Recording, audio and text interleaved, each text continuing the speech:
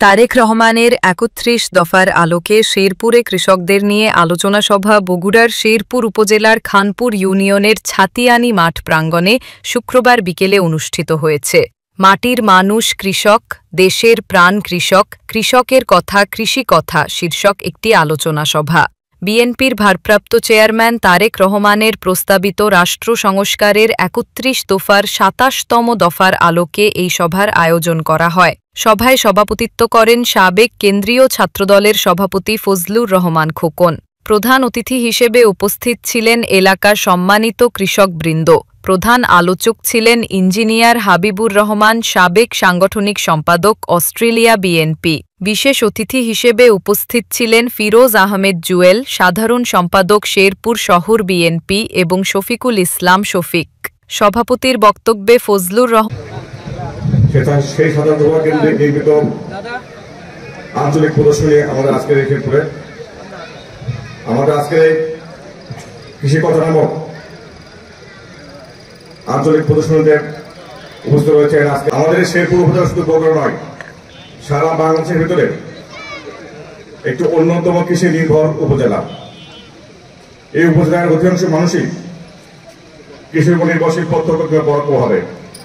আমাদের কৃষকেরা ধান, পাট, গম সহ বিভিন্ন ধরনের সবজি যেমন উৎপাদন করেন, ঠিক তেমনিভাবে কৃষকদের উৎপাদিত পণ্যকে কেন্দ্র করে আমাদের শেরপুরে কিন্তু বিভিন্ন ধরনের শিল্প প্রতিষ্ঠান গড়ে উঠেছে।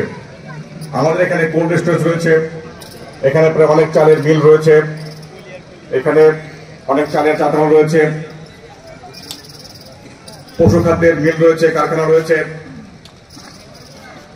আমরা কিন্তু প্রায় দেখি যে এইসব মিল কারখানা আমাদের কৃষকরা যেসব শস্য উৎপাদন করে সেসব শস্যকে কেন্দ্র করে যে মিল কারখানাগুলো গড়ে উঠেছে সেগুলো আকার দিন দিন বৃদ্ধি পাচ্ছে।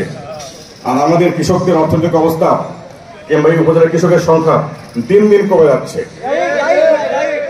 এটা অত্যন্ত দুঃখের বিষয়। এটা কিন্তু আমাদের শেরপুর উপজেলার চিত্র নয়, এটি সারা বাংলাদেশের চিত্র। এই চিত্র অনুধাবন করে আমাদের বিএনপির ভারপ্রাপ্ত চেয়ারম্যান দেশনায়ক জনাব তারেক রহমান কৃষকদের কথা নিয়ে ভাবতে শুরু করেছেন। তিনি মনে করেছেন কৃষকরা বাঁচলে আমরা বাঁচব, কৃষকরা বাঁচলে বাংলাদেশ বাঁচবে। সফল হবো, বাংলাদেশের মানুষও সফল হবে। কৃষক যদি ভালো থাকে বাংলাদেশের মানুষও ভালো থাকে।